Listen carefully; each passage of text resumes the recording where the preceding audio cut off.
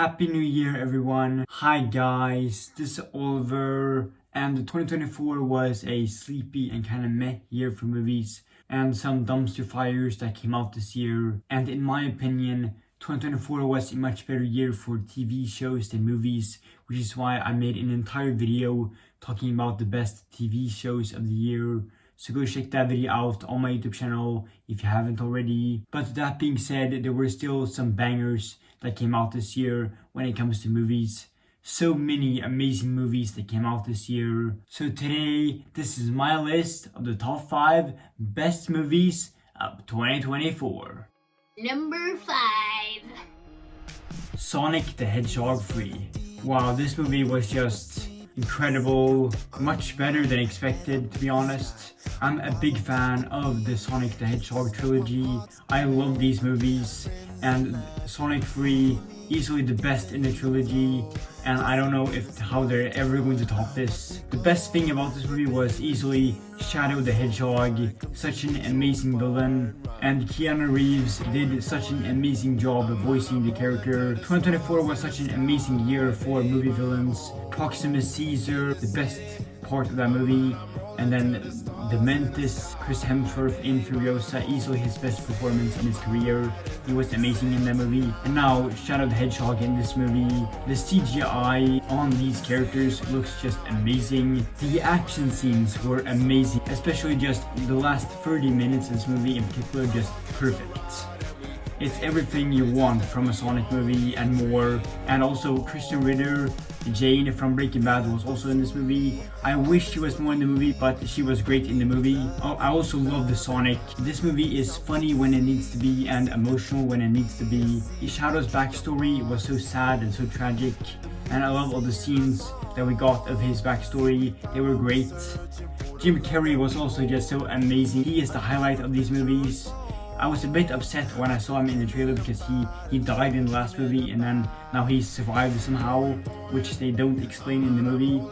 But after having watched Sonic 3, this is the best we've seen of Jim Carrey, and him playing two characters, just the dynamic between the two Jim Carreys, that entire montage scene, perfect. It was so fun and it made me happy, it made me smile.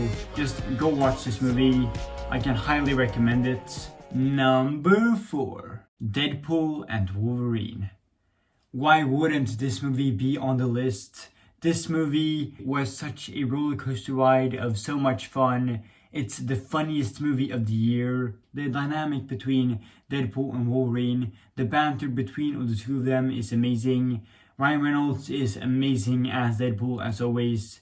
Deadpool is one of my favorite Marvel characters of all time. Deadpool even appeared in Skull Universe. And another thing amazing about this movie was Channing Tatum as Gambit. Every time he was on screen, I was glued to the screen. We need more of Channing Tatum as Gambit. And the action scenes in this movie were amazing. My only complaint with this movie is that the villain, Cassandra Nova, just sucked. She is such a terrible villain that they even say it in the movie. Speaking of which, the post-credit scene is just amazing and easily one of the best post-credit scenes in the entire MCU. Before we move on to the bottom 3 on the list, here are some honorable mentions. Honorable mentions. Woo! Godzilla x Kong. Not the best movie of the year, but one of the best theater experiences I've had this year. Caddo Lake. Hitman. It was so good. It was amazing. Carry On, Bad Boys Ride or Die, Twisters, Lisa Frankenstein, Monkey Man, Speak No Evil, Alien Romulus, Civil War, We Live in Time, The Fall Guy, and Furiosa Mad Max Saga, very close to being on the list. Number 3.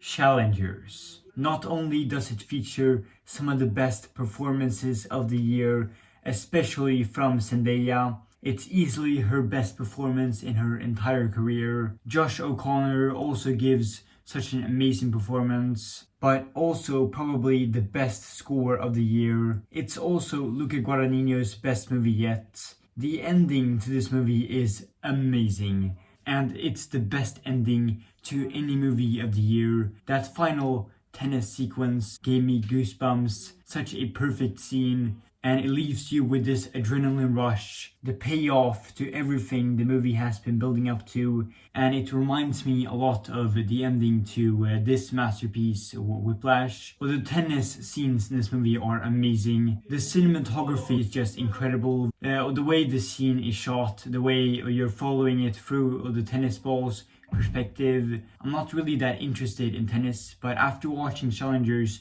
this movie makes me want to play tennis. That's how good it is. Number 2. Smile 2. I didn't expect this movie to be this high on the list. Much better than expected.